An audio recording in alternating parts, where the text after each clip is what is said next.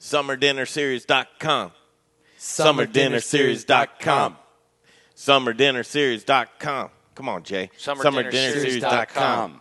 SummerDinnerSeries.com. Man, coming off a high, and welcome, and why not? It's a Wednesday, July 8th, right? Oh, beautiful day, man. Beautiful day. What was July 7th? That was the first night of the Summer Dinner Series 2020, man, and it was rocking. It was spectacular. Downtown Pizza Republica, wide open alfresco dining, right? Yeah. Basically right by the Blue Bear. Outdoor kitchen, wonderfully appointed, luxurious, tablecloths, 5-course meal, perfectly done, perfectly executed. The staff at Pizza Republica, none better. They helped us pull off the first of 8 Summer Dinner Series dinners. SummerDinnerSeries.com. SummerDinnerSeries.com. We got a great show for you here today, and we're so glad that you're tuned in on the stream. Next week's dinner, guess what it is and when it is? I think it's going to be another Tuesday night, man. And that's going to be July 14th. Tickets are on sale right now. Guess where? I bet at SummerDinnerSeries.com. Yes. All right, we're all in our places with sunshiny faces on a Wednesday. Myself, Greg Hollenbach. Aside me right now is Brian Freeman, Jay Parker, Faith Johnston. We're all in the Studio Kitchen, Colorado, as we kind of do a rewind and kind of just look back on yesterday and really just glowing right now. And we can't wait for you to be a part of our Summer Dinner Series as we check in. What is Summer Dinner Series? Summer Dinner Series, you ask. I'm so glad that you ask. Summer Dinner Series is a series of dinners in the summertime every Tuesday night for 8 weeks in a row. So throughout July and August, every single Tuesday night, you can join us for dinner downtown on the patio of Pizza Republica. We've got the buyout. The whole restaurant is ours. It has wine. It has beer. It has cocktails. It has delicious food. It has dessert. It has everything that you're going to want and more. Where else are you going to see next week or any week in the foreseeable future Troy Guard cook right in front of you? Yeah, and ask him questions and engage Tell in me when. conversation. I want to know right now. You're not. Do you love food? I love food. Do you love community? I love community. Do you love Colorado? All three of the above, yes. Do you love local products? Check that damn box. Do you love the chefs here in our community? Some. Then even so much, then I embrace them. Then you love the SummerDinnerSeries.com. We got a cool opportunity in the next hour. Jim Pittenger, he is at the top of the 3 o'clock hour. He's going to join us from his kitchen making cheesecake. Jim is one of he's half of the duo for Summer Dinner Series on July 21st. His tickets, along with Carly Smith, the fairy gutmother, are on sale. Guess where? SummerDinnerSeries.com. SummerDinnerSeries.com. So he'll join us along with Luke Larson. Luke Larson at 2:40 p.m. This is a really cool thing. Centennial Cuts. It's a ranch, a Centennial Ranch in Fowler County. Where's Fowler County, you ask? Well, that's southeastern Colorado. Kind of by, if you know, Ordway or let's just say where your cantaloupes come from, right? Yep. A lot of people know where Fort Morgan is. Good man. We've been traveling the state of Colorado. So we go get ingredients for 2 weeks. Me, Jay, and Brian, we go out on a road trip. We go get all of the best Colorado ingredients from farms and ranches and bread. I mean, literally the potatoes that were in last night's dinner were pulled out of the ground by Brian Freeman's beet-stained hands, pulling potatoes out of the ground with Amber Strohauer of Strohauer Farms. So that's how fresh the ingredients are. The steaks last night came from Centennial Cuts. And I got to be honest, man, I didn't know how that was going to go. And Luke Larson, knocked it out of the park. I think everyone said one of the best damn steaks I have had since I can remember. He brought us a Denver cut. Okay, so Denver cut, you'd think everybody in Denver is familiar with the Denver cut. Well, not really, right? Nope. It's a new kind of cut, and it's how they cut for actually the placement of it and the muscle and where they cut it from. It's new to me, but fantastic that they found it because it was a delicious cut of beef. Everybody was raving about it. Here it is. Chef Carrie Baird, right? Chef Carrie Baird was the dinner last night. Now, Luke Larson, a rancher, would like just you to sample his beef, and he didn't know how she was going to prepare it. Salt and pepper, baby. That was it. On a flame. and it went over like a hit. Just delicious, delicious. So Luke Larson's going to join us at 2:40 p.m. 2:20 p.m., he's the host with the most and also a Summer Dinner Series chef. From Pizza Republica, Chef George Eder will join us at 2:20 p.m. In the meantime and in between time, we've got the men of the hour. They're both chefs, and right now we've got Korey in front of us. It's Korey Sims, the corporate chef for Tag Restaurant Group, and thank you so much for taking out the time for us today. Korey, it's good to see you. How are you? I'm doing well. Thanks for having me. Oh, for sure, man. I love this because before guests come on, Korey, I do a little research, see how's it going. I don't think we've ever had the pleasure to meet, but we will meet next Tuesday night. But now we want to get to know you a little bit, Korey. You'll be there along with Troy Gard, right? Yep. Cool. Here's let's get to know Korey time a little bit right now. So Korey's a corporate chef. Here's what you'll find on tagrestaurantgroup.com, team member. On my nightstand, you'll find an obscene amount of cookbooks. Is that true, man? Yeah, there's about 35 or 40. Cookbooks? Cookbooks, yeah, I read a lot. Dude, okay, so I don't read a lot. I scroll a lot. But cookbooks, I really love cookbooks too. Would you bring two of your favorite next Tuesday night, and I'll bring two of my favorite? We'll take some pictures and compare a couple cookbooks. Absolutely. That would be fun. All right, here's what else it says. If I could see any musician in concert, dead or alive, it would be, guess who it is, Brian? It's kind of a cool one. Ooh, your age. And he's alive, but is he alive? Is he alive? He's not alive. I'm going somewhere like Joe Cocker? No, it's Freddie Mercury. Freddie Mercury. Why did I think Freddie Mercury was no, still he's alive? definitely very dead. Unfortunately. The last show that Korey binge watched was Eastbound and Down. I can get down with that, man. That's a hilarious, hilarious series, Eastbound and Down. I always forget the star of that. What's his name? Danny McBride. Oh, man. He is great. I mean, have you watched Eastbound and Down? You know, I have never. That's the baseball player one, right? Yeah. Where he's, Totally. Yeah. I've seen a couple episodes, and I thought it was a riot. Yeah. This is an interesting one. Tell us why Keanu Reeves would play you in a movie. Why'd you pick Keanu Reeves? I don't know. He's mysterious, I guess. All right. He is mysterious. Chef is like, where the hell are these questions coming? That Keanu Reeves question, he had no idea that was coming. I forgot I filled out that document a while ago. Would you have changed this at all so far? Is there anything you would have changed? I don't know. I would have thought harder about the movie star character, I think.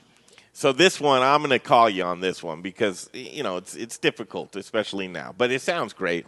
But I'm guessing this isn't an average Sunday morning for you. On a Sunday morning, you'll find Chef Korey Sims doing what, Brian?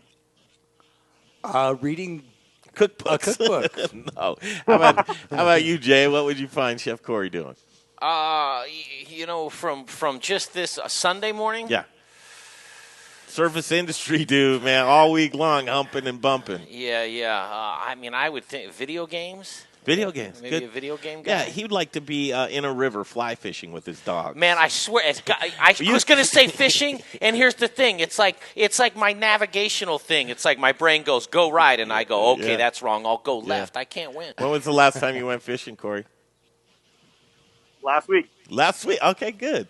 I'll pass the test. What's the hat you got on right there? Yeah. The Colorado hat. All right, man, that's Korey Sims right there. We're going to take off now. No, just kidding, man. Summer Dinner Series is coming up. Tell us what you guys got going on there. I should pull up your menu, too. Do you have the menu for next week? Yeah, we're really, really excited about featuring all the local Colorado ingredients. Thank you guys so much for going around to the farms. 5 courses. Everything has a central focus on something we can source from Colorado. A lot of people I've had relationships with in the past or know their products are really, really good, or we use in the Tag Restaurant Group right now. And some new stuff that we haven't gotten to use. So we're really excited. That's sick. What do you think about kind of the modern eater and what we do, our ethos of local and finding ingredients local and just basically the terroir, the taste of our food, or the taste of Colorado?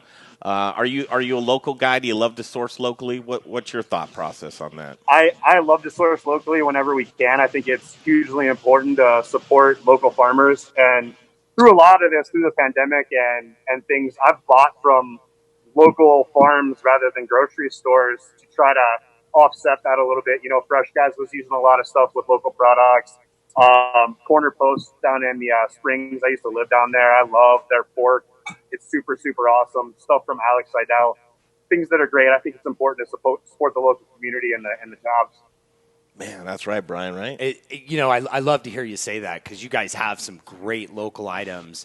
And, one of the things that was so cool last night is there was probably 95% by weight or 98% by weight, all local food last night. We only had like 2 or 3 ingredients that we could not get locally, and that was so cool. That was so cool. And so that's going to be the same for you guys as well. I'm stoked to see that, Korey.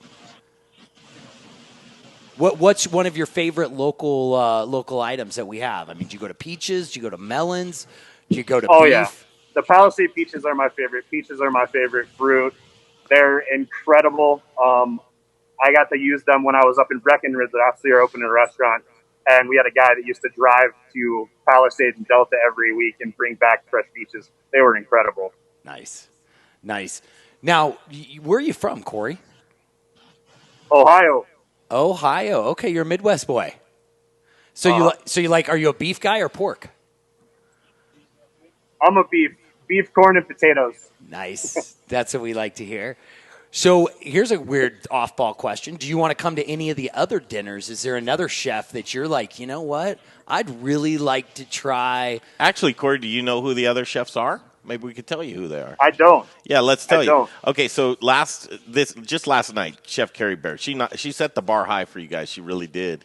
We've got this great outdoor. It's a tough one to follow. Yeah, it's a great outdoor kitchen. You guys are going to be able to flex. You're going to have so much fun, and it's just a cool environment to be able to cook outdoors and talk to people and be mic'd up and just the sense of community. On week 3, July 21st, is biker Jim Pittenger and the Fairy Gutmother, Carly Smith. You'll learn more about Fairy Gutmother, and I don't know that many people know that biker Jim really loves to cook gourmet food. He really just does, and his desserts are bar none. On week 4 is July 28th, and that's Chef Jesus Silva. Week 5 is one of the 2 James Beard nominated regional recipients that are up for the regional award Chef of the Year is Chef Dana Rodriguez. Week 6 is August 11th with Chef Brother Luck.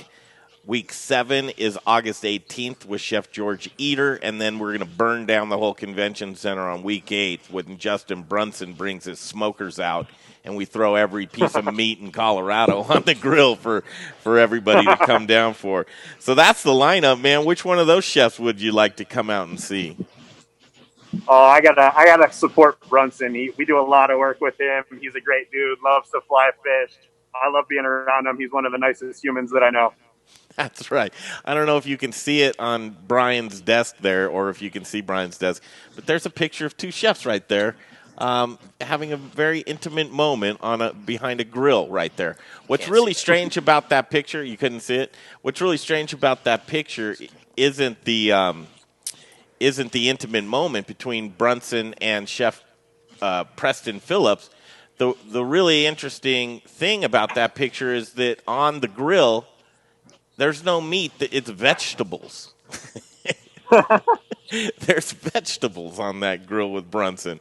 And I don't know that vegetables is one of the things that he loves to do. Are you going to cook something up for us? Yeah, we got some Colorado pork loin for you with some cherries and mushrooms and some Olathe corn. That's cool. And then we're going to catch up with your executive sous chef, who I think's behind the camera right now. Am I right? Yeah, he's waiting to cook. He's waiting. Adam Stevens. And just before we get going here, and he's going to cook, say a little something about your colleague, Adam. Adam's an incredibly talented chef. He's worked with me for like 4.5, 5 years. He's the executive chef of Garden Grace now. He's moving down to Houston soon to take over our restaurant down there that we opened. Just incredibly, incredibly talented guy. We go all the way back to the Broadmoor days down in the Colorado Springs. Awesome. All right, let's do it, man. Take us into your environment. All right, so we're in the Garden Grace kitchen. This is Chef Adam Stevens. What's happening, Chef? Hello, Chef. How's it going? Good to see you, man. Hey, nice 290. Well. Hey, look at that. Cheers, man. 291. You got the hat. We got the whiskey. We might be able to have a party tonight. Love that you're supporting. So we got the grill all fired up for you guys. And we got our mise en place here. Adam's going to season the pork with some of our Garden Grace spice. Hey, Korey, the camera's just a hair up. Could you point the camera just a little down? There you go. Sure. Oh, perfect. Thank you, sir.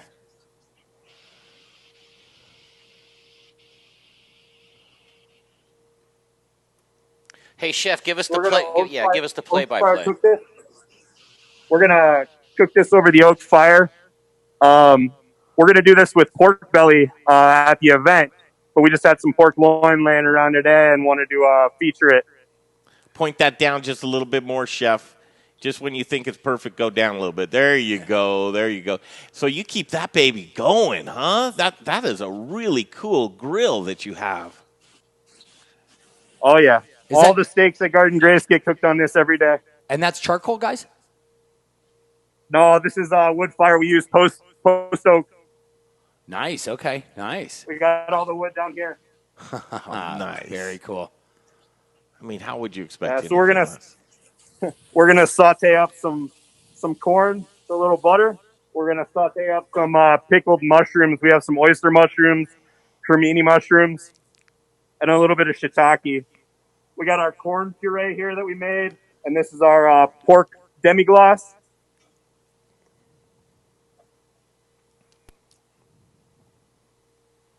Just a little seasoning on both of these. We already kind of cooked the pork chop to temperature earlier to do the plate up for you guys. Boy, that just looks tasty. Doesn't that make you hungry? So get those nice grill marks on there. Hopefully I don't melt my phone.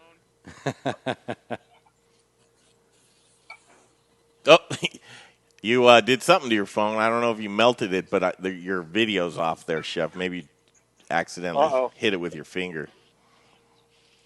Getting a phone call, sorry. We're back. Yeah, watching you on the Modern Eater stream, man. One of the other chefs. So, all right, so we're going to take this over and start plating. Just like that. Hot and fresh. So this is corn puree we make with a little brown butter to make it smooth and give it a nice nutty flavor.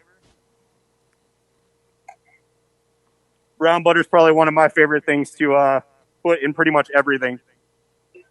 Tell the viewers, how do you make that? So you put whole butter on the stove, and you slow cook it over like medium heat. The solids and the fats will separate. And normally you take that off, that'd be clarified butter. That's what you dip, crab legs or shrimp or any of that stuff in. But you take it and leave the solids in, and you slowly brown them, and you'll see the butter turn brown. Start to smell kind of like toasted almonds. And then after it takes on that nice brown color, you'll dump it and strain it. And we kind of use it to finish a lot of our veg, finish some of our purees, a lot of different things. Fantastic. I'm putting a question out there right now on the stream that asks, have you had a chef's table experience?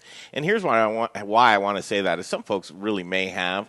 But right now, you're not going to get many chef table experiences. But I can tell you what, the summer dinner series, chef table experience all day long. These chefs will be downtown at the Pizza Republica cooking outdoors in an outdoor kitchen. So we'll have we're going to have a big Yoder fire smoker for you guys. Hopefully you take full advantage of it. Oh, yeah. And you're going to love it. It'll be well appointed. Hopefully you can get down there sometime with us this week to check it out. But if you missed any of it, you guys and anybody else that's watching the stream right now, go back to yesterday's show. We stream each summer dinner series, and it's raw. It is raw as you can get, but it just kind of shows the community getting together as we're watching these great chefs plate this food right now. And I'm going to just send it back to the chef so that we can get a nice, clear plating on what's happening here. And then I'm going to actually take a video clip. So we pulled this beautiful Colorado pork loin out and cooked it to medium. And Chef Adam's going to slice it a little bit.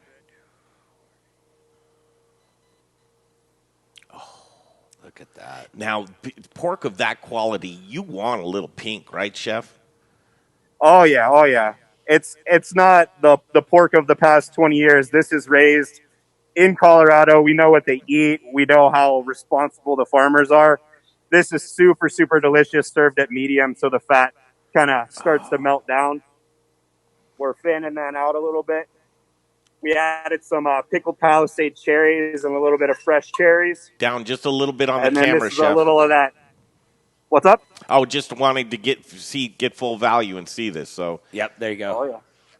So adding our pork sauce, and then we're gonna add a little bit of dill oil. Really brings out a pop in the corn. Fresh cherry, and then we're gonna finish this with some micro red vein sorrel that our buddy Joe grows at Living Local. I'm so mad at you guys right now. Look at this. So you can come out and get this next week. The only bad thing about it is it's going to be pork belly, so I don't really think that's a bad thing. Oh, we'll get you whatever you want. No problem. No, we're excited about belly. Well, Chef, one of the things that's cool that you might have heard Greg talk about is this is actually the Summer Dinner Series is a celebration of hyper-local food and community. And that's one of the things that I think is so cool that everyone should, I mean, just exactly the things that you were talking about, where you're getting your food, who you're getting your food from, how important those things are that you can, bring something that's community to the rest of our community. So it's a big deal. Oh yeah. Dudes, we are so looking forward to seeing you chefs along with Chef Troy Gard next Tuesday night. Just follow my lead on this one, would you, chefs? SummerDinnerSeries.com. SummerDinnerSeries.com. SummerDinnerSeries.com. Yeah, that's where you get your tickets. Come join these guys, and we're going to have a great time next Tuesday night. That's next up to bat. They're in the batter's deck right now. Just getting warming up in the kitchen at Garden Grace today. Can't believe you took the time out for us, but we sure are very thankful. Pleasure to be with you. Thank you. Don't forget your cookbooks, man. Oh, I won't. I'll bring some good ones. All right. We're going to take a time out. Thank you for joining us. It is July the 8th, and it's a Wednesday. It's 2:25 in the Mile High City. The Modern Eder stream is live. We'll take a break. We'll come back. Jay Parker on the ones and twos is going to bring us into a little break, and we'll come back with Chef George Eder, the chef, the host with the most downtown. His team executed it perfectly. And that's the Pizza Republica downtown. 2 locations, DTC downtown. I encourage you, go there anytime you want to, anytime you can, because you're going to have a great experience. Back in a flash, the Modern Eater Show continues. Hey guys, Chris Johnson here, owner of Rome Sausage, your hyper-local source for all things sausage awesomeness. My family is proud to carry on the fine traditions of Rome's founder, Jerry Rome, by producing a variety of amazing sausage in small batches with an eye on quality, not quantity. Every batch is made here in the great state of Colorado by hand mixing spices, utilizing lean cuts of pork to make an outstanding product. Sourcing ingredients and materials locally, we are committed to supporting local vendors, chefs, restaurants, and the entire Colorado food scene. Getting hungry yet? Brats, Italian, breakfast, hot Polish, green chili, chicken apple, and the world's best chorizo. You can source all of our sausage through a variety of food service distributors. If your distributor doesn't carry it, call us. We'll come direct. You want a custom item? We'll do that too. Samples, and of course, sausage jokes, can be had by contacting me directly at chris@romesausage.com or by phone at 303-296-7663. The Modern Eater loves Rome sausage, and I know you will too. Hey, Zach Ryder here, Colorado Mills Sunflower Products out of Lamar, Colorado. Your only local source, grown from a local crop to produce a local oil for local chefs. You can find it at Shamrock Foods, What Chefs Want, Seattle Fish Company. Let me try it one more time, then we'll see. Hey, restaurants, we're glad you're reopening. From Colorado Mills Sunflower Oil, we'll see you soon.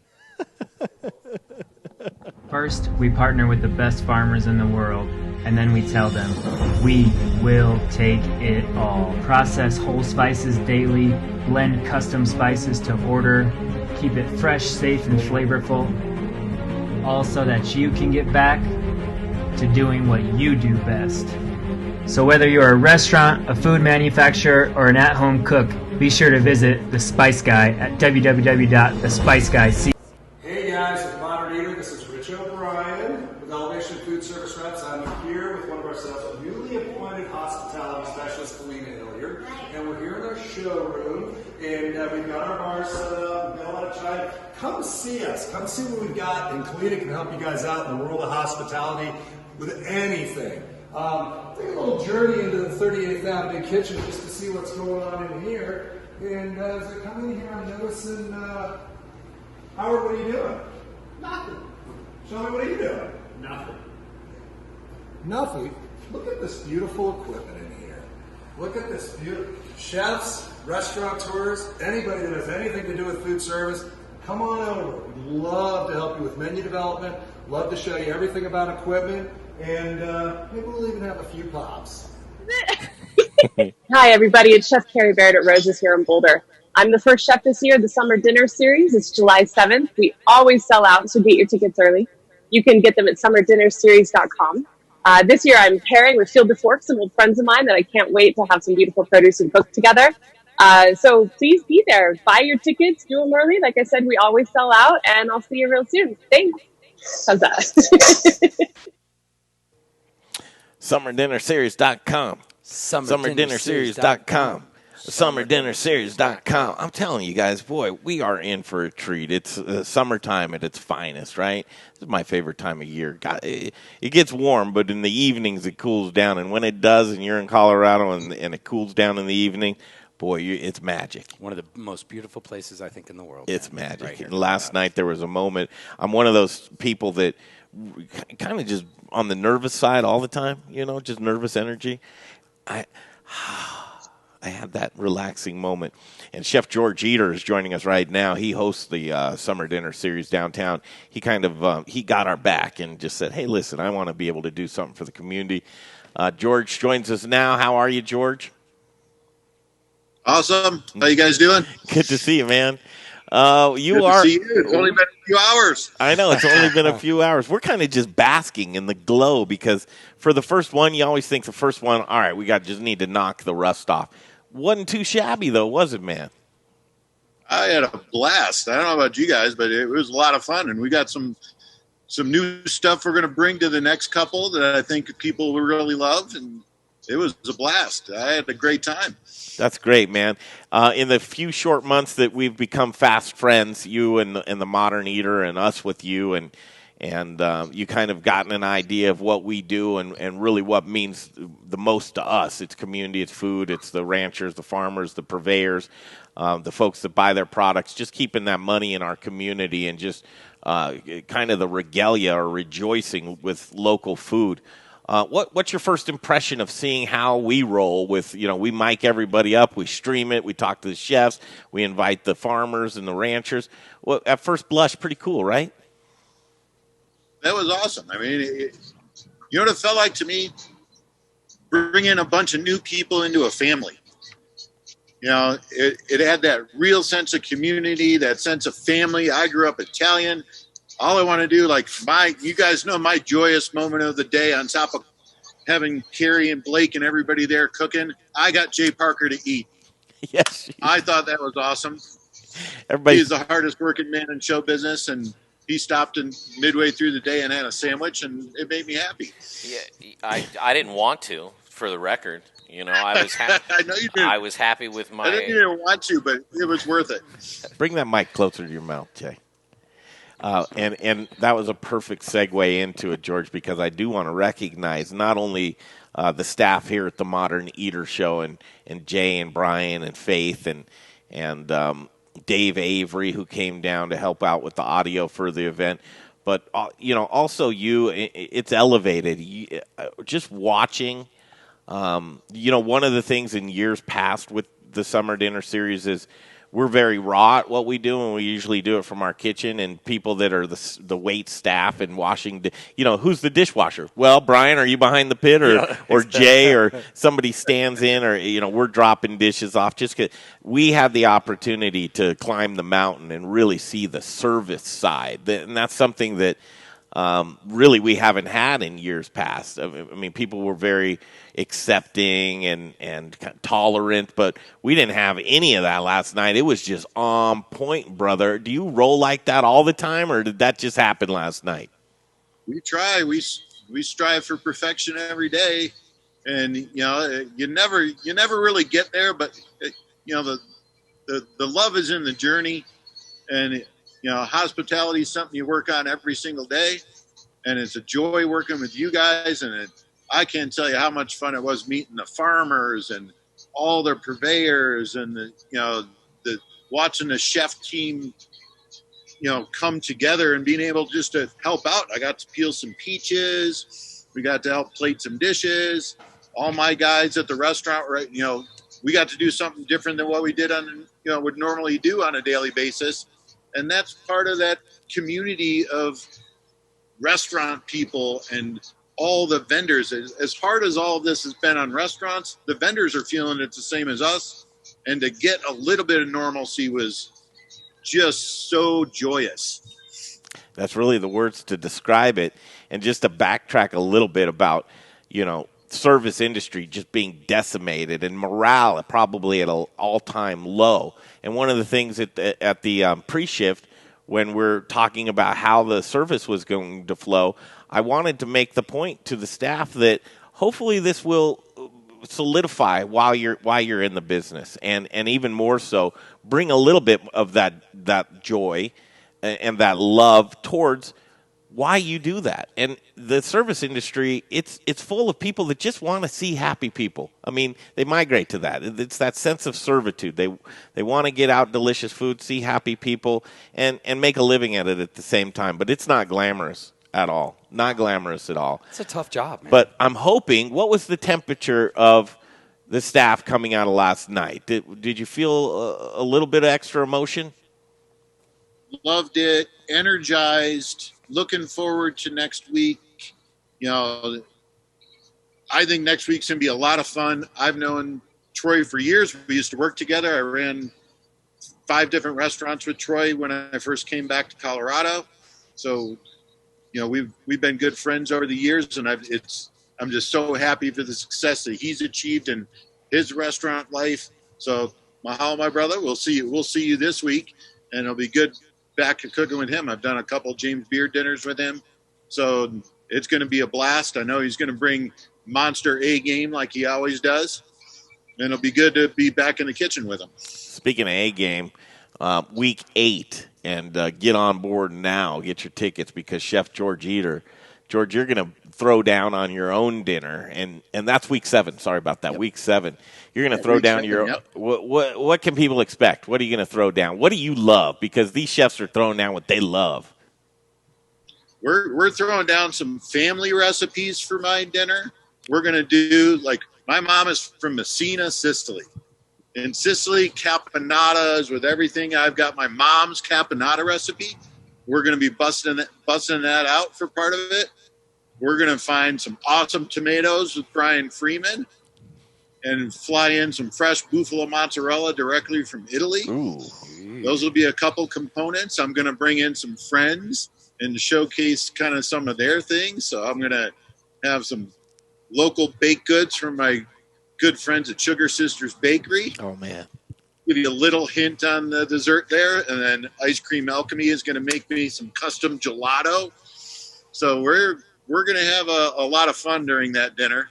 And then, if you're a mushroom lover, don't miss mine, because I have figured out the most epic mushroom pizza of all time. All right. And it's going to leave you just mouth watering and your brain numb because you can't believe how good it is. It's amazing the stuff that makes me emotional. That almost teared me up a little bit. It's like, why should that? Obviously, menopause is what I'm going through, man. But it's just truly makes me so happy, and sensory overload is what we're having. And boy, do we need this, right? Gotcha. And again, very, very responsible, well-appointed al fresco dining outdoors. You can normally seat over 100 people on that patio, right? Yes, sir. We're cutting it down to. We put 50 out there, and 50 felt really good. Oh, it did. Yeah, you could put the lawn chairs and recliners in between the tables, and everybody just, you don't need to move. It's like, okay, get seated, right? Sit down, unbuckle your belt, because you're just going to start. You don't need to get up unless you need to use the restroom, right? And the staff flows in and out of there so nicely, and it was so well choreographed, and I can't help but thank George Eder and your staff for doing such a great job. How about that main course last night? No one left hungry from this dinner. No. That main course with the collard greens and onions and those great cowboy steaks and those potatoes that you and Brian picked, that was a massive plate of food. Wasn't it cool, George? I would say one of probably the best compliments to you that you didn't hear last night was when Carrie Baird walked out into the area, into the patio, and all the tables were set and everything was ready to go. She said, "This looks like so Colorado." And I think that's an awesome compliment. Well, and it wasn't by mistake. Put a lot of effort into that, and thank you so much for doing that, George. No, our pleasure. You guys give me the theme, and we'll make it work. So, we wanted to keep it Colorado, keep it local. Our tagline for our restaurant is authentic Italian with Colorado heart. That's what we try and bring to the table every single day. And I thought it was just such a great synergy. And I was just so proud to just be part of something like that. Dude, you're a rock star. Here's what I want to do as we ramp up to your dinner. I'd like to meet your mom on Zoom and hear about some of these recipes. Can we do that, you and your mom? We can do that. All right. My mom would love to do that. I would love to see her. So let's do that. George, we're going to break away right now. We've got actually the rancher. I think you might be able to see him on your deal with Luke Larson. And what a home run he did, huh? He brought his mother Rita up with him. Rita and Luke sat down, and then he got up and had the chance to hit that microphone. But he was so happy that the steaks weren't doctored up, with a sauce all Those over. Steaks were perfect. They were great. Just salt and pepper. That's all you need. Chef, we'll catch up soon. We'll do a recap. I'll call you later on this afternoon. What do you think? Absolutely. Guys, thank you. Thank Great you. to see you. Have a good day. Thank you, Chef. George Eder right there. I mean, what a stud. Yeah, classy, bravo. Smart, talented, and he kind of raises the bar, Well, there's a bunch of different levels, right, that you gauge a chef or a person, right? On both sides of that, he rocks it, right? I mean, just an incredible guy, and he has been so generous as a chef and a businessman to say, come into my family, be a part of my house, do this dinner series here down on the 14th Street in Champa. The scenery, the ambience couldn't be any better. No, that's for sure. Yeah. We do have Luke. He's sideways like this. We'll have him turn his phone the other way. I don't know what it is. We're going to break away for a pause here real quick. We thank you for joining us on this July 8th as we kind of walk down memory lane from yesterday. 7/7 was the start of the summer dinner series. We'll pause right now, but I want to give you this. SummerDinnerSeries.com.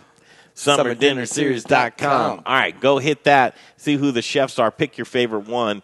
And it's only $100 per head, man. It's the best experience you're ever going to have all summer long. Be the best. You can't do anything. Yeah. Well, and I would say, listen, it should be your Tuesday night date night. Yeah, it really right should. there. Every Tuesday. We have a couple of folks that they buy the whole series out. Love that. And he was here last year. You remember him, Chuck. Right? Chuck, great guy. Him and his wife. Is that okay? I didn't. Teresa. Teresa. Yeah, They have a lovely family. Yeah, that's right. Okay, we'll be right back. The Modern Eder Show continues. Luke Larson up next. Hey guys, it's Rebecca Barry with Hotschedules powered by Fourth here. And you know what they say, if you can't take the heat, then you should get out of the kitchen. But with Hotschedules powered by Fourth, we want you in the kitchen while we put out those fires. With Hotschedules, we help to mitigate risk with HR, payroll, and tax compliance solutions so you can continue to put those plates on the table for your guests. Today's a big day. We're reopening, so call me. Rebecca.berry@fourth.com. That's Rebecca.berry@fourth.com. With Hotschedules by Fourth, we've got you covered. Hey, Modern Eater fans. I'm Don Trobo with the Annex by Ardent Mills, and I just wanted to give you a heads up about some of the great things we've got going on locally in the state. We're headquartered right here, and we're working with farmers in the San Luis Valley to bring you amazing Colorado quinoa. It's just like the South American stuff, but grown locally. We've got transitional wheat flour that's grown by farmers in Colorado and surrounding states who are in the process of turning their fields into organic. So we're taking that transitional wheat and turning it into flour, and now it's available for you to cook and bake with. And last but not least, we're now cleaning grain berries in Denver. So things like spelt or wheat berries or pearl barley, those are things that we're now doing right here locally and are available to you. Can't wait to share it with you. Hey there, Barbecue All-Star. This is your year, so what if you weren't drafted? The only draft you need to be worried about is actually spelled D-R-A-U-G-H-T, and it's adult for the word beer. It's barbecue season, baby. Now get out there and grill your ass off. Hi, everybody. It's Chef Carrie Baird at Rose's here in Boulder. I'm the first chef this year of the Summer Dinner Series. It's July 7th. We always sell out, so get your tickets early. You can get them at summerdinnerseries.com. This year I'm pairing with Field to Fork, some old friends of mine that I can't wait to have some beautiful produce and cook together. So please be there. Buy your tickets, do them early. Like I said, we always sell out, and I'll see you real soon. Thanks. How's that? Welcome back. Welcome back. Your dreams were your ticket out. Welcome back. I loved that show. Do something like... hey, Jay, can I ask you a question? Yeah. Did you know Chef Carrie Baird's dinner was yesterday? July 7th, yes. Did you see something on the stream today that might have been promoting yesterday's dinner? Well, I just wanted to get a jump on... Who's the guy in charge of that? Next year. Jay. Jay? Yeah. Jay, the problem you got a lot of moving parts. Is that man. he's a schizophrenic, and he forgot about that one. And so I'll take it out so that doesn't run again. But, hey, rather than – go ahead. Go ahead and do the rest of the show. So if you were to describe a cowboy, well, how would you describe? You got to have a hat. I go someplace different. It's just grit. Grit, man. Cowboys got grit. Well, you got to have a look, though, to you. Or is it just that gritty look you're talking about? It's just that gritty look, you know, all the way around. Because, listen, there's people wear cowboy hats. They ain't cowboys. Well, that's true. You know? That's so true. Just the hat. Jared Leonard wore one last night, right? But I'll tell you, Jared looked actually pretty damn good last night. You know? And at first I saw Jared Leonard in a hat, right? Because people were like, "Oh, the rancher's here," right? And it was Jared Leonard out there, and I was like, "Man, Luke got in shape quick." You're like, Luke shrunk down, and not that Luke's a perfectly handsome, capable guy, tall and strapping, and has the hat. But when I think of a rancher, I think of a guy like Luke Larson, Centennial Cuts. What's happening, Luke? He looks serious. Can you hear us? I don't think he can hear us. Oh, no. Hey, man, in my defense, we did a test. Did you? Yeah, we did. And Luke can't hear us? No. All right, exit out, Luke, and come back in if you can hear us. Yeah, let me, can you tap dance with Freeman? Sure, I can. And I'll figure this out. SummerDinnerSeries.com. Summer Dinner Series. Here, let me throw something at you. What was your favorite thing last night? Did you have... I didn't eat a damn thing. I know. No. Oh, I can hear him. Oh, there he is. There we go. Hey, Luke. Luke. Can you hear us, Luke? Oh, no. Dang it. Let me get him on the horn. Let me get him He's on trying the to get horn. his Bluetooth off of it or something like that. All right, mute Luke until you got him. See if you can get him on the horn. Luke Larson. We've never had luck getting Luke on the stream. I know, it's been tough. But no, so you didn't get to try anything. I tasted the steak. Yeah, his steak. I got to tell you. And I tasted the potatoes before they were even cooked. Cooked, yeah. Oh, did you not taste them after the second fry? No. In that Colorado Mills oil, delicious. Right now, I want to just slam yesterday's dinner. I know. Look at you, even your mouth is. Totally is. Well, because we were in the same boat. You know, I couldn't eat really much with you. I got to figure out how to do that. I went home last night. We got to make it a part of the show. And you know what I mean? Like, get more organized with how we stream. Have the dish come up to the front. Have the chef talk about it with us. Eat it. There are a few things production-wise me and you should probably work on. Yeah. Well, it's like you said, it's tricky because it's that whole managing the crowd, the chefs, making sure that there's entertainment for everybody. And then, you're juggling, wearing a mask, right? When you can, when you can't, where you go, this and that. We're mindful of all of these things, but it's just sensory overload. On the stream, I asked, have you had a chef's table experience, right?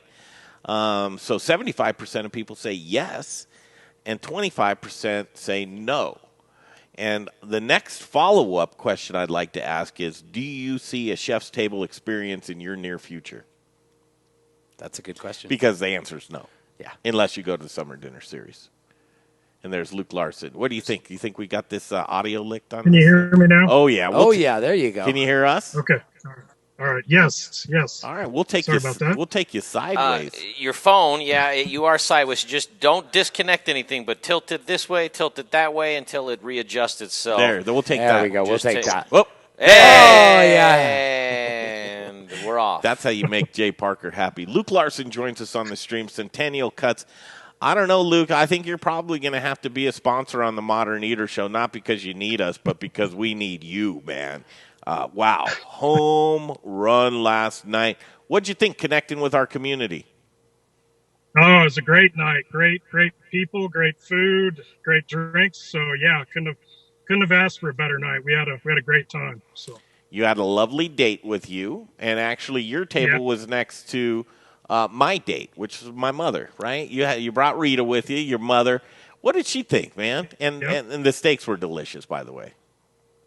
Oh, thank you. Yeah, they did a great job with them. No, she loved it. She's a bit of a foodie, so that was right up her alley. I'm glad she got to join. And wife Kate would have loved to be there, but next time, I guess. So yeah, we had a great time. Oh, cool. Hey, you guys, he said next time. You might want to do it again with us. Absolutely, yes, for sure. All right, I'm gonna have you do this because last night you did such a great job of it, but this time I'm gonna make a clip of it so we can put it out there. What in the world is a Denver cut? Yeah, Denver Cut's a relatively new cut. Back in 2011, I think it was, the National Beef Checkoff funded a program to go through the entire beef carcass and study each muscle for tenderness and flavor, and find some underutilized cuts that butchers hadn't been using in the past. And they found the Denver in the chuck, in the chuck area, which is usually a tough area of the carcass, and identified a muscle in there that's actually the fourth most tender muscle. It was the same study that found the flat iron, which I think a lot of people have heard of the flat iron, and that's been widely adopted and really popular. But the Denver steak, for whatever reason, never has caught on, and I think it's a little time consuming for the butcher to get at. But in my opinion, it's well worth it. It's a great, flavorful steak with a lot of marbling. It really marbles well, and it's kind of like a fillet but with more flavor and marbling. So clip. I got that cut really right. Where in the body that for those people on the carcass? Where, Luke, for these people who aren't chefs and they don't know where a chuck is? Yeah, basically the shoulder. So the front shoulder area of the animal. How many of these Denver steaks would you typically yield from one animal? There are about 8. You'll get 8, roughly 8 ounce steaks off of one animal. Yep. Wow. Okay. So, I mean, what a privilege last night for all the diners, because, I mean, basically to get that, all the diners don't even realize that you had to butcher, gosh, what are you talking, 6, 7 animals to get the meat for last night? Yeah, 5, 6, 7. Yep. Wow. And so, Luke, I just want to say thank you because, in all honesty, I was a little concerned because you're down south. There's a lot of scrub brush down there. And I was worried. You brought your game on last night, Luke. That steak, hands down, I'd put that sets the bar for every steak. I mean, you guys, I don't know what you're doing down there, but you got something going on. Hey, look at how passionate you got Freeman over here, man. That's what beef will do. Talk about Centennial Cuts for a minute. We'll thank you again, and then we're going to jump to our next guest and hopefully link up with you again here soon. No, that sounds great. Yeah, Centennial Cuts, we're down in southeast Colorado. All Colorado beef, born, raised, and harvested. We finish the cattle on locally grown corn and distillers grains. So that's one of the secret sauces that we get all the grains from Breckenridge Distillery up in Breckenridge. We market online, centennialcuts.com. We're at a lot of farmers markets in Denver. So look us up. We're in a few restaurants, Breckenridge Distillery Restaurant, Beasts and Brews in Colorado Springs, and with Chef Noah there. And so, but yeah, our beef is juicy. My son calls it juicy beef. So we're after the highly marbled, flavorful beef is what we shoot for. And soon to be the next sponsor of the Modern Eder Show and in restaurants all over Denver. That's our goal. That's right. Yep. All right, Luke. There you go, Luke Larson, man. Keep kicking, man. We'll see you soon. All right. Thanks, guys. See you, Thanks brother. again, Luke. All right, it's 2:52 in the Mile High City. And up next, as I check our schedule, it looks like we got time. we got some time, huh, Jay? No, we've got Jim Pittenger at the top. At 3 o'clock, so, which is perfect. Well, 7 minutes. I got to play half of we'll that break in off. commercials. We'll come back. Want to do another thing as well. And whenever we talk about the highs in our community, we also have to talk about the lows and the challenges. When we get back, we'll take a serious turn real quick and recognize Chef Brandon Foster, who passed away a couple of days ago. We'll do that next. The Modern Eater Show continues. Brews is back. Hi, I'm Charlie Gottenkenny, brewmaster at Brews Beers. We have finally reopened, and our badass Belgian-style beers are flowing. Brews Beers has a huge selection of great beers on draft. Belgian IPAs, doubles, triples, white beers, saisons, and many more. Stop by our brewery tap room at 67th and Pecos in North Denver and bring your dog. Or swing by Brews Off Fax on the south side of Colfax in York. Both tap rooms are open from 2 to 9 p.m. 7 days a week. There are large outdoor patios at both locations, and for your protection, Brews is following all CDC guidelines inside and out. You can still order beers from our website, brewsbeers.com, or come by to take out cans, bottles, and growlers. And once again, you can enjoy our great beers in our tap rooms. Brews Beers, back open with plenty of Belgian-style badassery. Hey guys, it's Brian Rizzuto with Encore Energy, the guy who saves your businesses money on natural gas. I know these are crazy, crazy times right now. So while your business is working on increasing your sales, let me work on saving you guys money on your natural gas. I'll make it as easy as possible. Just provide 12 months worth of natural gas bills to me.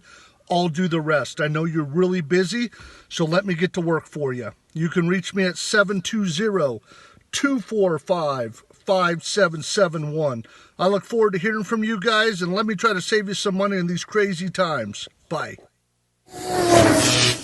We started Meridium Spirits because we love the way that spirits and cocktails can bring people together to socialize, to bond, to have conversations.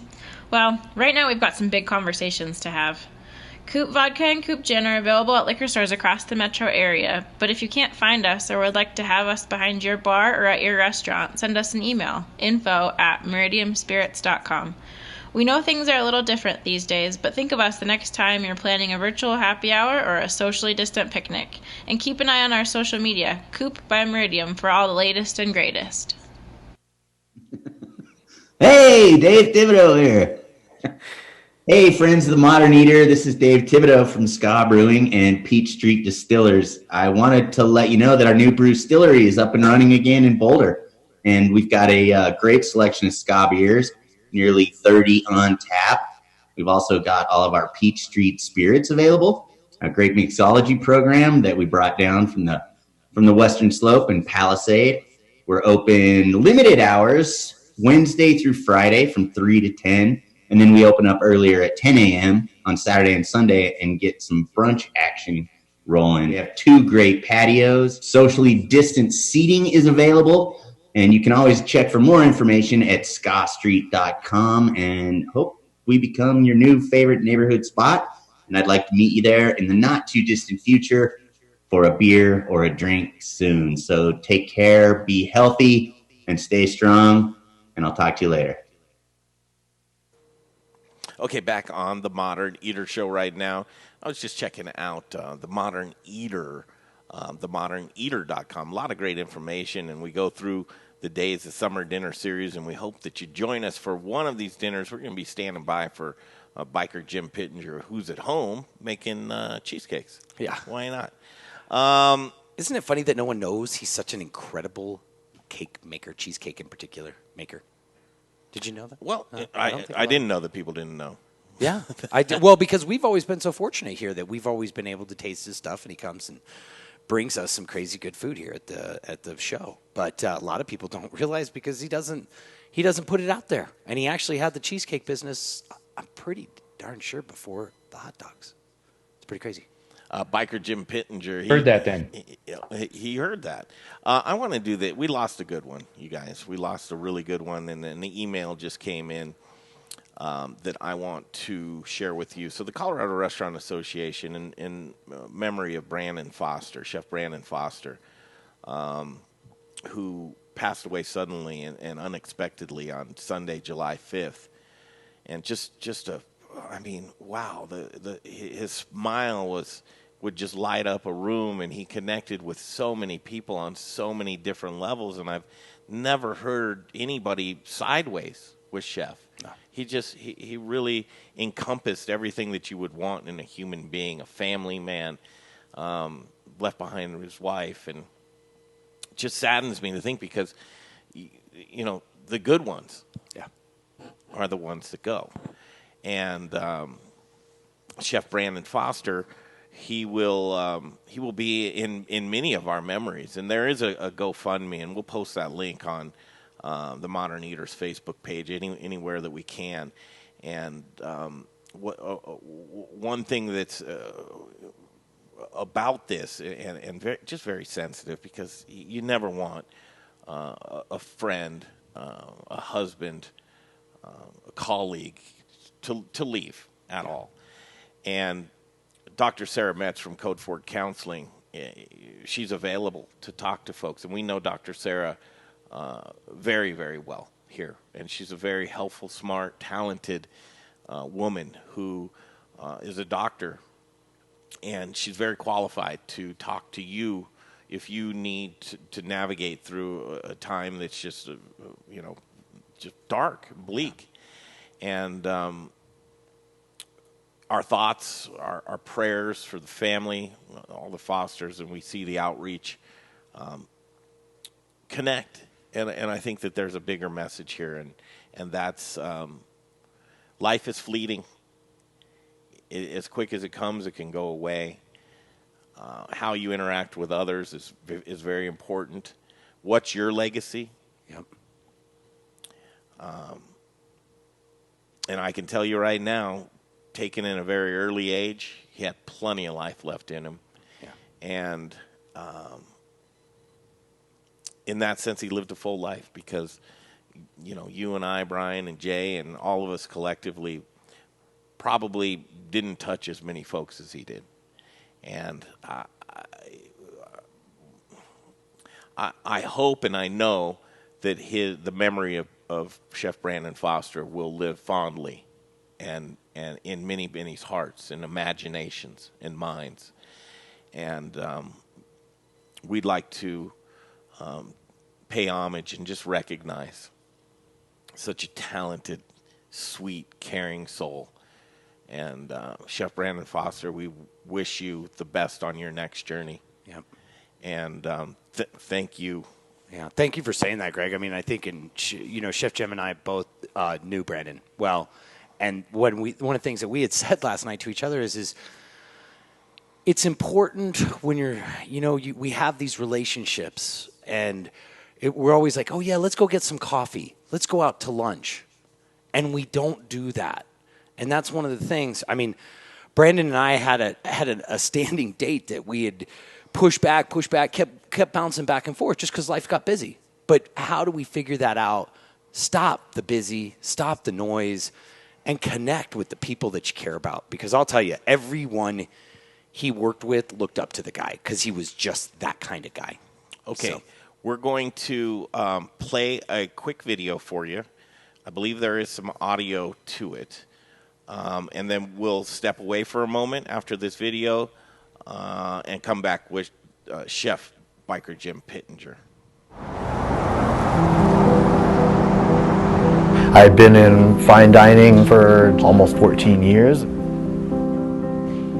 I was looking for more fulfillment in the way of making people happy and feel good through food. I'm a father of 3, and the example that I set for my kids is something that's really important to me. I feel great about what I do and coming to work every day and what I'm spending my time towards. To show that importance to my kids and to teach my kids the importance of that and pass that on to them is really, really special. We're a high volume production kitchen. We're cooking over 5,000 meals a week. It starts with cooking everything from scratch and not using anything that's pre-made. All the vegetables are chopped by hand by our volunteers.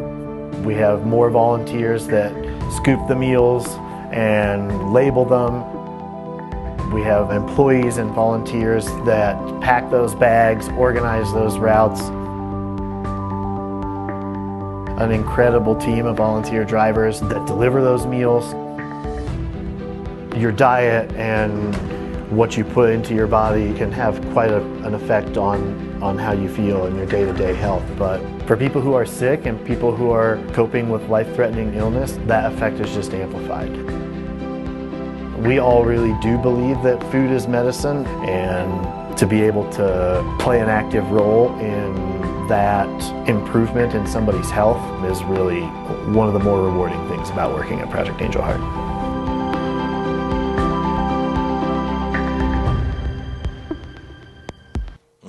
Big shoes to fill right there. And his work with Project Angel Heart, very well known with his work at Vesta. And I want to take a moment to just pause in silence for Chef Brandon Foster.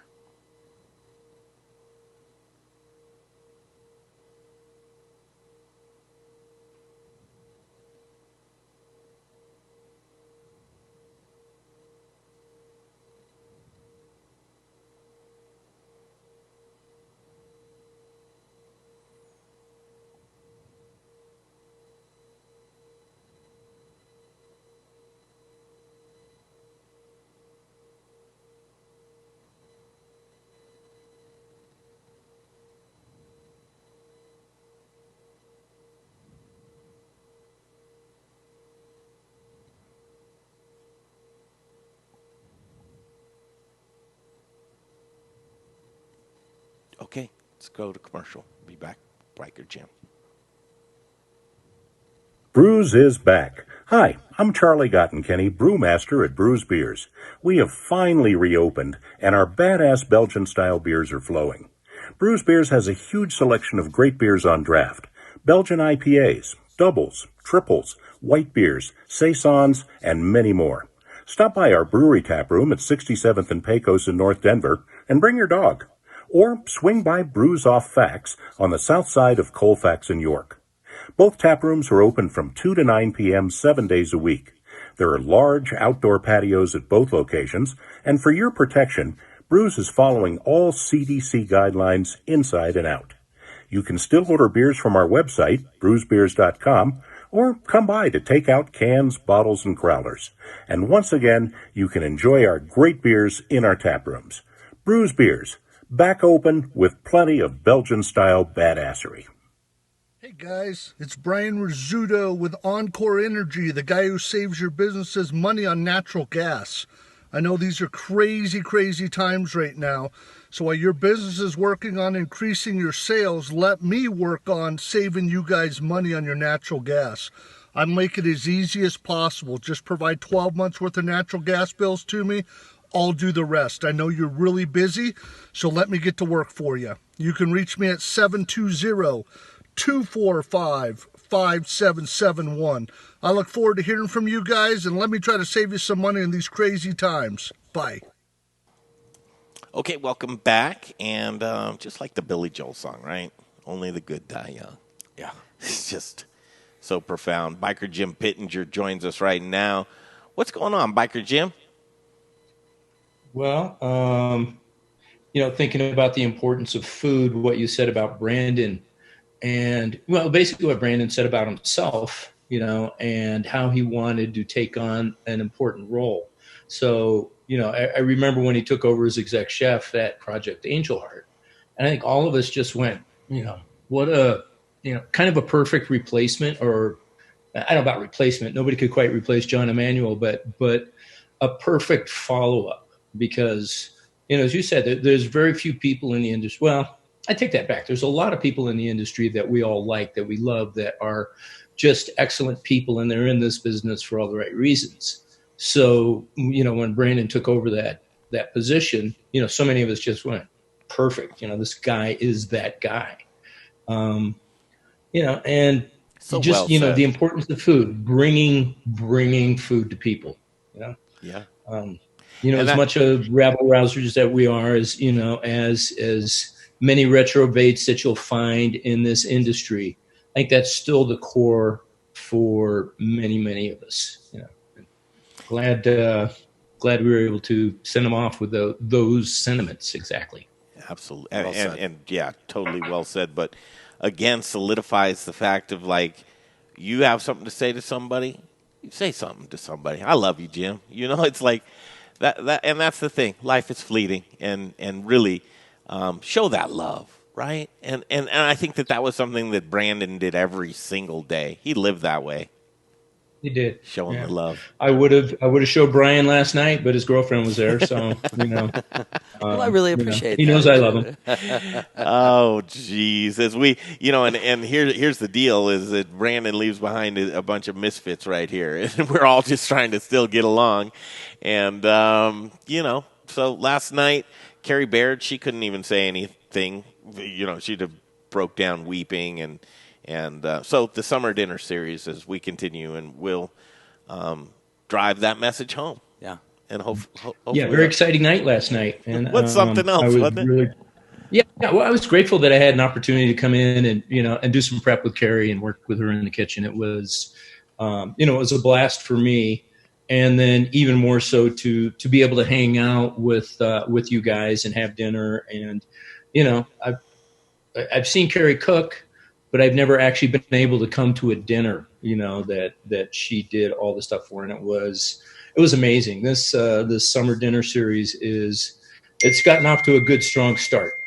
Now, Jim, you were in the kitchen with her, and one of the comments that I made to Carrie is, "Gosh, Carrie, everyone seems so damn calm." Was it really that calm back in the kitchen? No. Well, I mean, okay. First off, this person's a total pro. She had the menu planned out far in advance, knew what she was getting.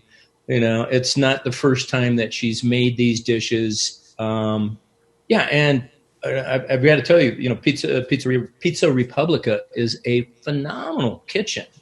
And George Eder, talk about somebody that's been named right. At first, when I saw his name on the list of chefs for the dinner series, I'm like, this is a fake name. But no, George is a phenomenal person, runs a great business, and the kitchen was phenomenal. So everything you needed was right there. And yeah, it was planned out.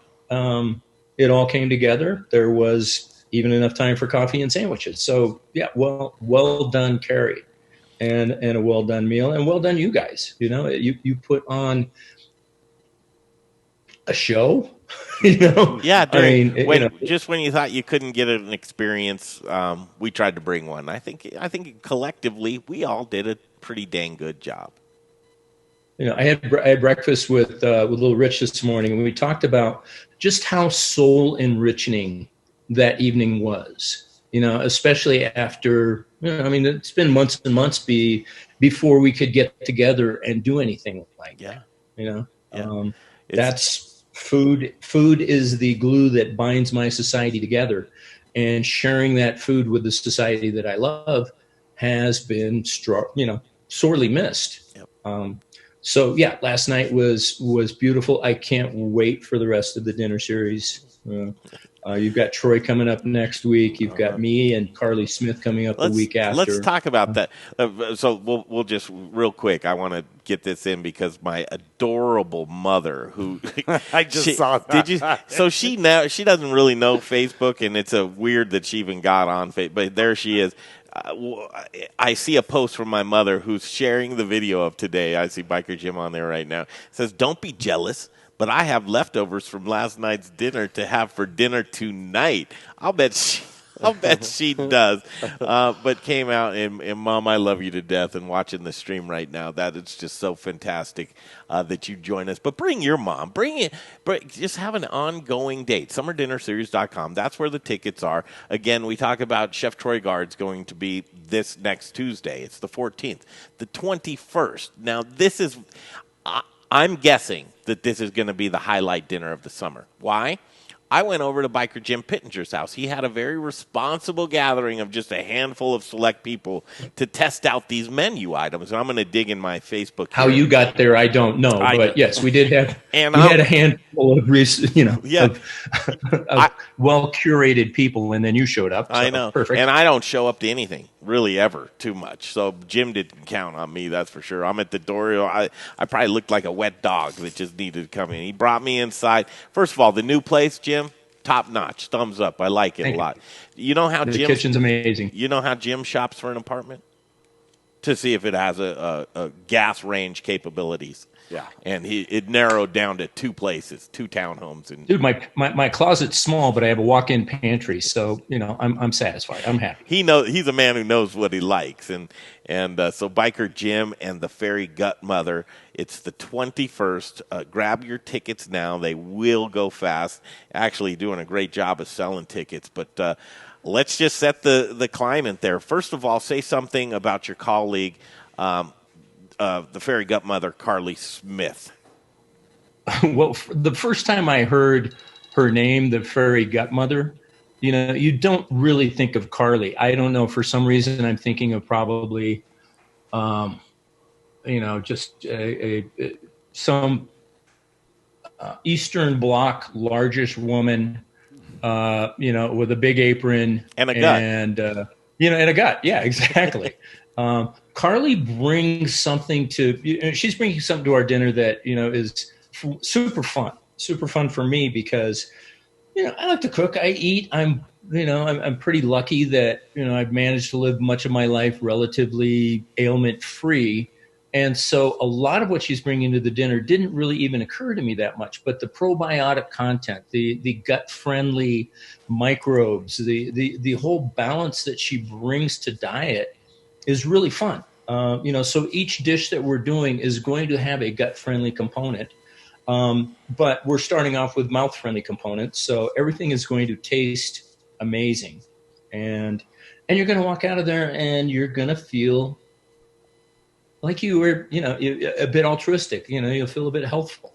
The triple layer chocolate mousse cake might help combat that a little bit, but the kefir vanilla ice cream will go a long way in balancing that out. Jay, see if you can hit my computer here. Just decadent and elegant and tasty, and we went through the menu, and it's one of those things. And I'm going to show pictures to you guys on the stream here.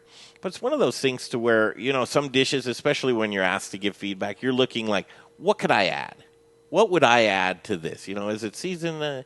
I seriously struggled to find anything that I would do differently other than how can I sop up more of this roux on the plate? How can I get every bit of what deliciousness you had going on there? It was a flavor party, my friend. It was so good. Look at this dish right here. I'm showing the my mouth is watering. The tartare dish. Talk about that dish right now. Well, it's a really fun dish. It's totally vegan. It's like the rest of the meal is really not. But it is a mushroom tartare seated on top of a bed of sauteed spinach with a tomato tartare on top. And I was originally going to make two separate tartares, but by stacking them, you're able to put them all in one bite. And mushrooms and tomatoes have always been a favorite combination of mine. This is a beautiful dish. It's beautiful. It looks beautiful. but all the flavors work really, really well. Carly is making some chickpea crisps to put this on. And, chickpeas, another thing that I didn't really know about, but gut-friendly biomes. It's going to help aid in the digestion. Now, another dish that I'm doing is this trumpet mushroom millefeuille.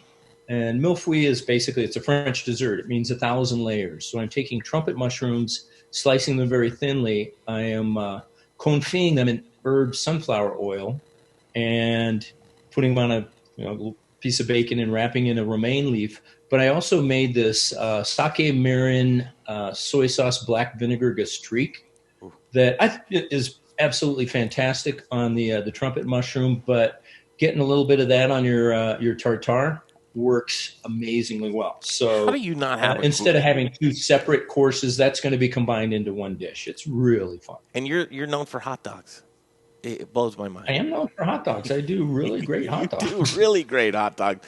I'm looking at this cold soup right here, man. Is that the gazpacho? Did it make the cut? Did the gazpacho make the cut? It better.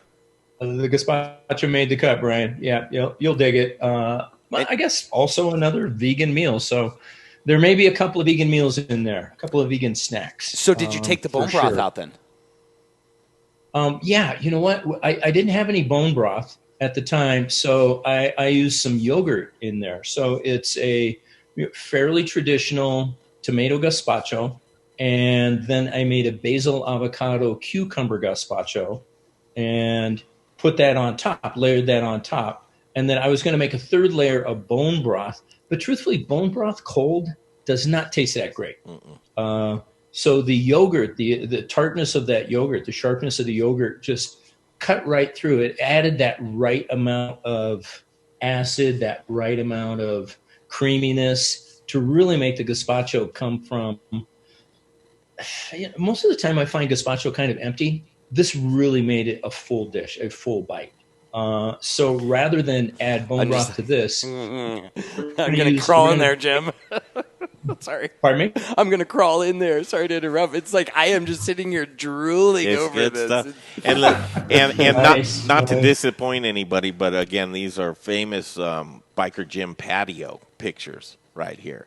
So on the deck of Biker Jim's house at an undisclosed location near you, here we are taking pictures in great sunlight with that. The next photo I'm going to show is the pork belly that you had in your wok. And this is where I was really impressed because some of the techniques you were doing with high heat and reduction and getting that fat down to a tolerable level for me, because I'm not a huge pork belly fan. But, Jim, you put this pork belly over the top. What were your secrets? What are your methods? And will this make the cut for the menu? I think this is going to very much make the cut. I'm going to do a little bit more experimenting to maybe change the tooth of that dish a little bit, but it was marinated. I mean, just a simple marinade, and then sauteed at really high heat, reducing some mirin, some soy, just to try and a lot of ginger to try and get that sort of Asian flavor, but it's sort of it's sticky without being gross. Just reduced everything down and I cooked it pretty perfectly. So if I can, I'm going to try and make it a little bit of a softer bite, slightly softer tooth, but I'm pretty happy the way it is. So if that doesn't happen, I don't think anybody's going to complain. No. And then Carly made this fantastic apple slaw that we put it on, and she made these fermented potatoes, these fermented frites, and they were only fermented for a couple of days. For the dinner next week, they'll be fermented for 5 days. They are amazing. You've never had French fries that tasted this good. All right, let Brian do his thing so he can go off on fermented potatoes and what is it? I was and gonna why be do you do it? No, totally do it. quiet. Our audience wants to hear. Well, the whole thing, just so people know, is the Peruvians typically harvest their potatoes and they bury them for 10 months. Why? And they bury them to ferment them, to pull the toxins out of the potatoes, because there are toxins in potatoes, especially wild potatoes. Yeah. I saw this along 6 to 8 months I ago. love you, Brian Freeman. And then Carly and I started talking about it because I wanted to say to Carly, check this thing out. I found this. Is anyone fermenting? Because I found this show that talks about how we have bastardized all these foods. Yeah. And one of them is potatoes. Because there should be 3 ingredients, right, Jimbo? 3 ingredients in French fries, right? It's salt, it's protein, fat, and then the potato. That's it. That's all a French fry is supposed to be. Okay. And so you can use the fat as oil, right? So it could be salt, oil, potato, but it's a fat. And it's that simple. But you go get a bag of French fries from anywhere or potato chips. There's like all these ingredients. No one knows what the hell it is. So I love what good chefs do, and people like Jim and Carly together. I think that's like a little duo in heaven. Totally. And I'm looking at this dish right here. It just screams summertime to me, Jim. So we've got the fries, we've got the pork belly, we've got the slaw, and we have the artichoke as well. And you know what? And I think the artichokes are kind of a loss. I don't think they added enough to. You that better dish. shut your mouth right now. So I think the artichokes are they're being nixed. I would slap you if you were here right now with me. Take him out. Take him out. Jim, what are you gonna? It's got to have a replacement then. Yeah, we'll come up with something. Why can't you do that? You know, I don't think the juice was worth the squeeze on those. Truthfully, Really? they were okay, but they weren't that great. I'd rather they weren't even there. How about this though, Jim?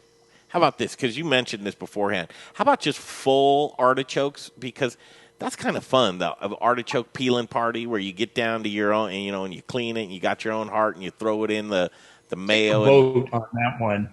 Vote on that one. See how many people. When somebody calls in to buy a ticket, ask them if they want to peel a whole artichoke. If they do, we'll do it. We'll take the hearts and we'll fry them. That will be the first course. But I'm just going to venture a guess that. It's not going to be 50, 60 people wanting to, peel down a whole artichoke. I could be wrong. I love them. I ate 4 of them in order to get those artichoke hearts for dinner the other night. But, Jim, what if you went a little different way and went just a different kind of artichoke? What if you did a Jerusalem artichoke for the ingredient in there? Well, could you tell me what a Jerusalem artichoke is? Yeah, let's hear that. I'm afraid I'm not as familiar with it. A Jerusalem artichoke is actually a sunchoke. And what's a sunchoke? A sunchoke is a root vegetable, but it has a really great flavor. Usually you could put it, and that's why I say to go to this artichoke. If you're looking for some just artichoke heart, check out a sunchoke. Fry it down, grind it down, see what you think. Hey, Jim, Sarah Dalton on the stream says keep the choke. Uh-oh. Keep the choke? Yeah. Well, she says artichoke, but I made it. Sarah, did you buy tickets? I think she did buy tickets. Oh, man. All right, Sarah. Did you get tickets? SummerDinnerSeries.com. I think you did, Sarah. I'll have to check. But I agree, keep the choke. But here's the deal. Just give me a little more fries and then make sure that this 3-layer mousse cake is – dude, this cake is just – get out of here. That's a pretty damn fine cake, yeah. Well, tell us about it. And I'm showing it right now, the top of it. Yeah. Doesn't give it justice.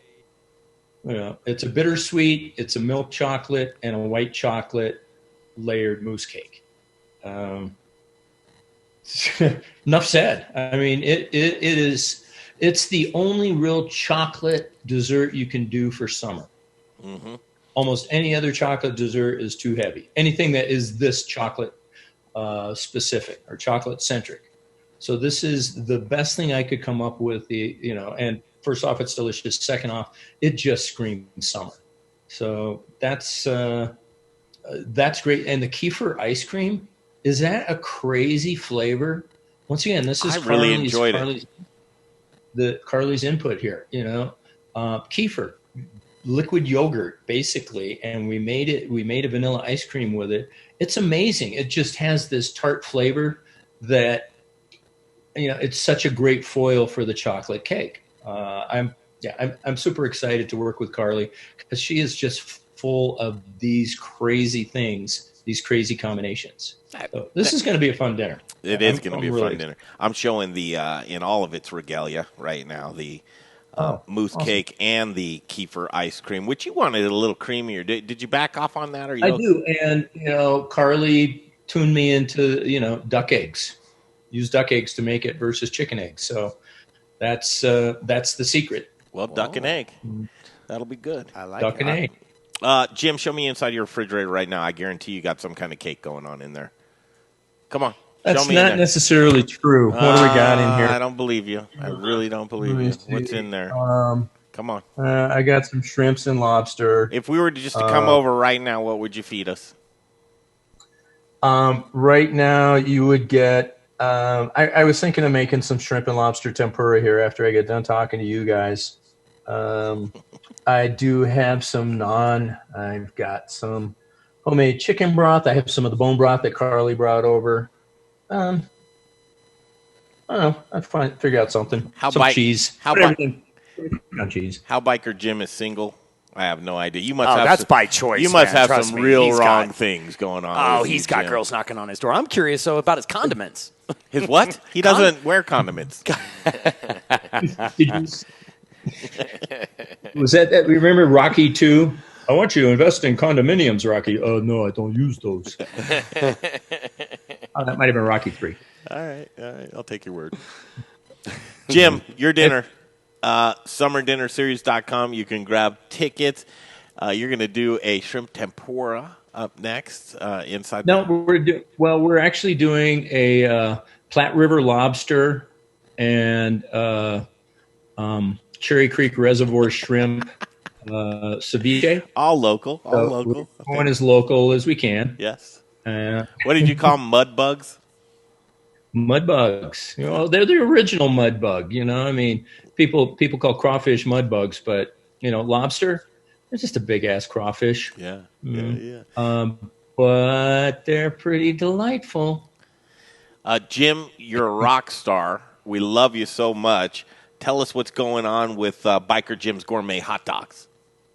Well, Biker Jim's right now it's an interesting time because we're a hot dog. We're an expensive hot dog, but we're a pretty low priced meal, and we require we rely on high volume sales in order to kind of keep things going. And I don't think anybody downtown is really participating in a lot of high volume sales right now. I talked to our Rockies rep the other day, and Coors Field is opening up. They're still debating whether or not they're going to let people in. Right now it's looking like they're going to try and shoot for about a 25% capacity.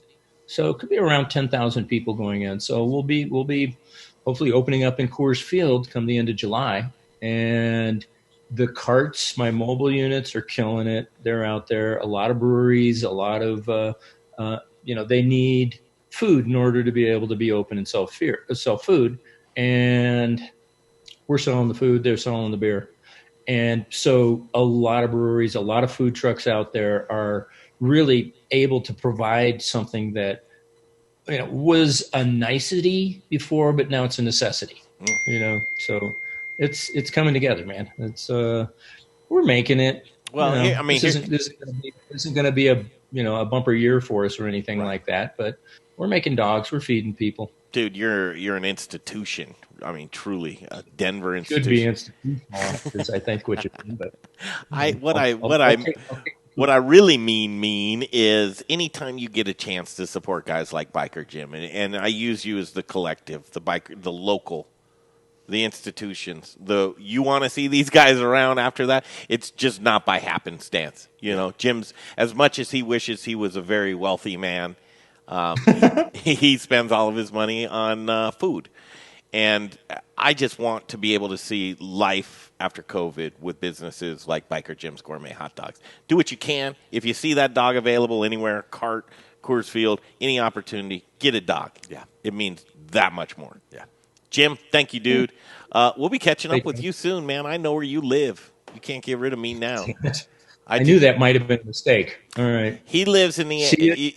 again. You guys remember where the Deadbeat Club was? Yep. Somewhere around there. Shut up. What? Oh, I can't even say that? Yeah, who am I? I'm not secretive. Come on over. I'm like behind Marrakesh. It's a party. Yeah, that's right. Just wave your wear a hand mask. and holler. Yeah, that's right. He'll throw you something down from the balcony, but that's about it. Jim, see you, dude. Love you so much. All right, take See you care. guys, thanks. Biker Jim Pittenger, man. Thank you, Jim. I think that today was a good show. I liked it a lot. Yeah.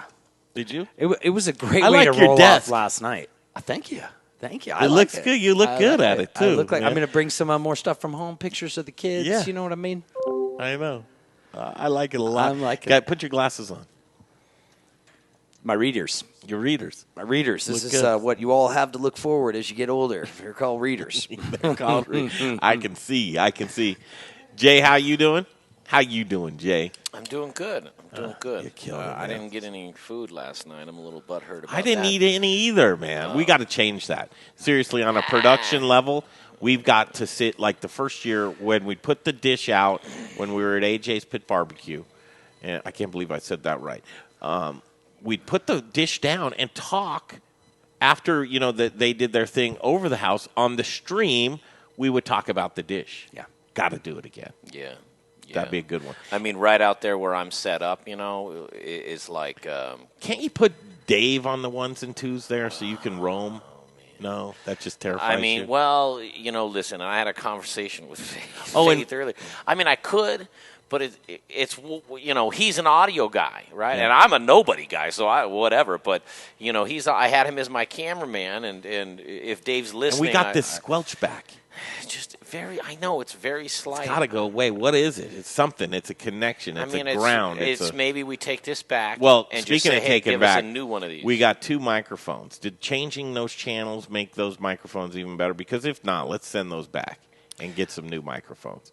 Because last night when you get a rough start like that, the rough start was the overall house was up to it, and that's my fault. But we did a check and everything, And I think sometimes you do stuff like that just to throw me off. Yeah, man. that's what I do. Because if I could get a good start, man.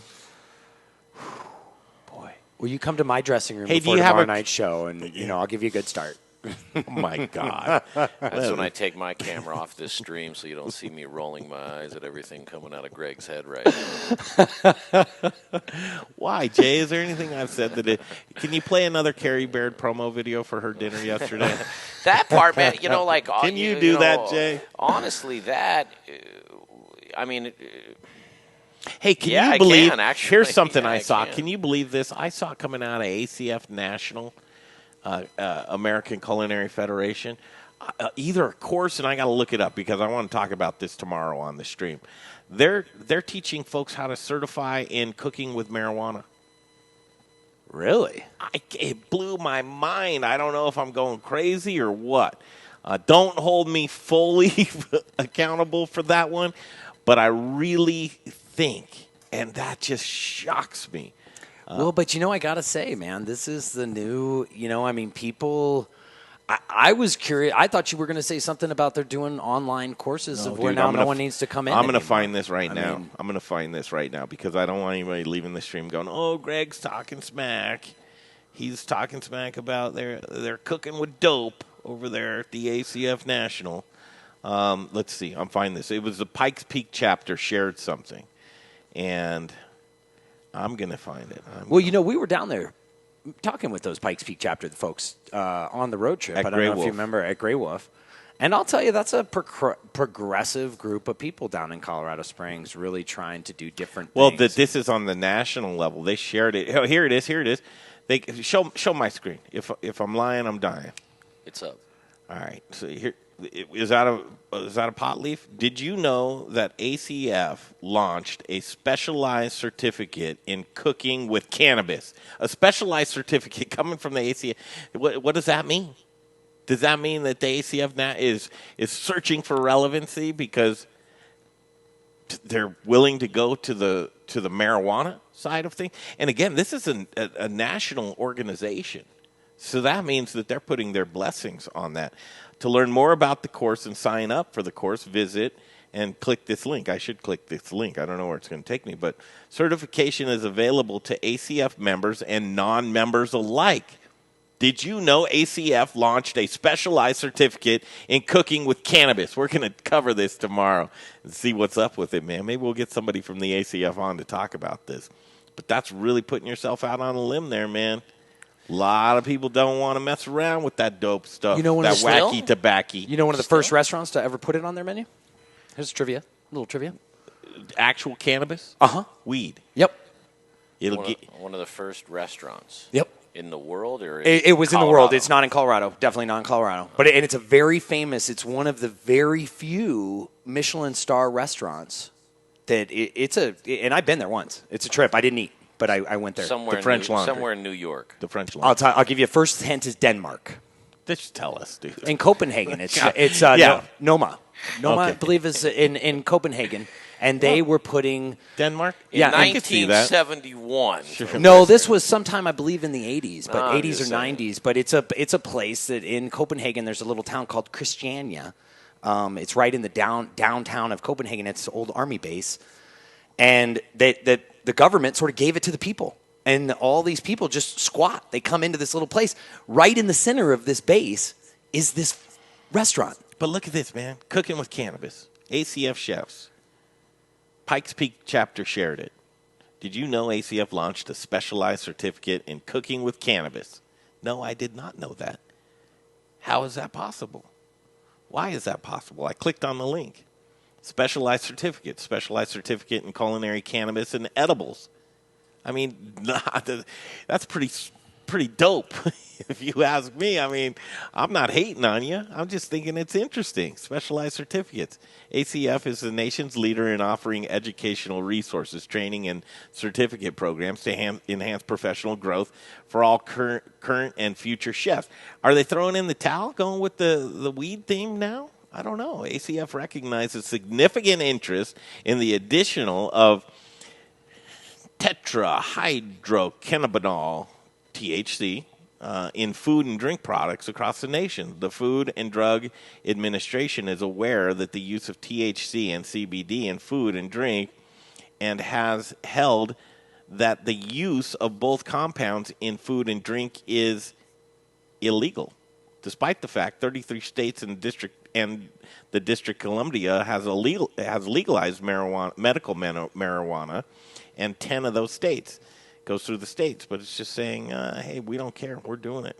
We'll talk about this more tomorrow. I think it's interesting. I think it's inevitable, right, that weed will be legal everywhere. I know, but you'd think a rogue organization like the Modern Eater that we'd be in here cooking with weed right now, right? We don't. Yeah. I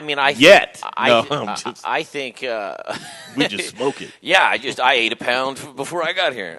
I just think that. Well, I think somebody like us versus somebody like them, it's different in the sense that, ironically, they could get away with it before we could. Well, these are the questions I'll be asking tomorrow. I know locally companies like U.S. Foods are major sponsors of like the local chapter of the ACF. Does U.S. Foods condone using? I mean, that's what they're paying for in their sponsorship to promote these organizations. Does that mean that U.S. Foods says, all right, are they going to start shipping weed to restaurants so that they have their marijuana to cook with? Is there marijuana grade cooking weed? Yeah. Well, where are you getting it from? Well, yeah. There's all of those questions. All those, yeah. It's like by them laying that down and saying we're doing this means that all their sponsors agree with it. I mean, there's shows on Netflix, right now that have like top name, and I don't know about top name chefs. I mean, I'll say that, take that with a grain of salt. But they have shows dedicated to actual chefs that have restaurants, are successful. Let's reach out. Cooking with marijuana and the grades and the flavor profile that goes with weed versus, this and that. So let's reach out to the Colorado Chefs Association, the local ACF chapter, and see if we can get the president, Greg Matchett, on. And he also works for Can you US call Foods. him? He likes you. He doesn't like you. Yeah, I'll give him a call. Yeah. And we'll see if we can get him on tomorrow to speak on this. Because I think it's a very interesting topic. Super interesting. Is that what's next? Did they? You said the Pikes Peak are the ones That's who that shared it? the post from That's the who shared National. it? Well, I'll tell you what. You reach out to him. I'll reach out to her. And, over there. And maybe, let's do that. But maybe some of these people are like, well, I didn't know that. I didn't know that. It's possible. Yeah. Well, it's a very interesting conversation, Greg, because of the fact that it's illegal federally. That's the interesting conversation. Well, but where people are going right now, man, the interesting. I'm be sorry relevant. to cut you off. The interesting thing about that is how something can federally be legal, but states just do it and go, we're wrong. I mean, how about we back up and get out of marijuana, get out of everything, and just get on the same page as a world and humanity, to where the federal say you can't do it, and it's like, well, well, but I live in my state. My state says I can't. It's like, oh, okay, well, then go ahead and do it. Like, how about we just start with that? I know that's a different show. Go ahead, Freeman. Well, it is. No, I mean, I'm with you 100%. I mean, that's like the definition of hypocrisy. Well, but but the whole thing is if you've ever watched any shows about it in itself, and the word marijuana didn't exist, we made up the word marijuana because it sounded Spanish and it was scary to white people. I mean, there's like a the whole Reagan. Oh no, this goes way back to like right when they wanted to scare people tobacco, out. The drug association, USDA drug you would have association had to was go created. really deep with that. Yeah, that's super deep. But which it is a good conversation, but I do want to stick to just really the basics of, for years and years, you cook with booze. No problem. Yep. The liquor lobbyists. I mean, speaking of hypocrisy, the liquor, everything that involves liquor. You know what I mean? As far as, how. So I'm not hating on you, ACF. I'm not hating on you for wanting to cook with weed, but I do think it's interesting, and I want to know how it works with your organization, because I think a lot of other organizations would like to say, hey, what is it? Do you have a cover? Did you lose sponsors over this? Are you gaining sponsors over this? Are they looking at the market like, well, hey, listen, these food service sponsors, that's broken. Now we're just going to go get some weed money to stay alive? Yeah. I don't know, but I want to find it out. We'll hit that tomorrow. The Modern Eater Show. Thank you, boys. Thank you, Faith. Thank you, everybody involved. SummerDinnerSeries.com. SummerDinnerSeries.com. SummerDinnerSeries.com. Go hit it. Get your tickets. We'll see you out next week. Chef Troy Guard on the 14th. We'll continue. See you down the road.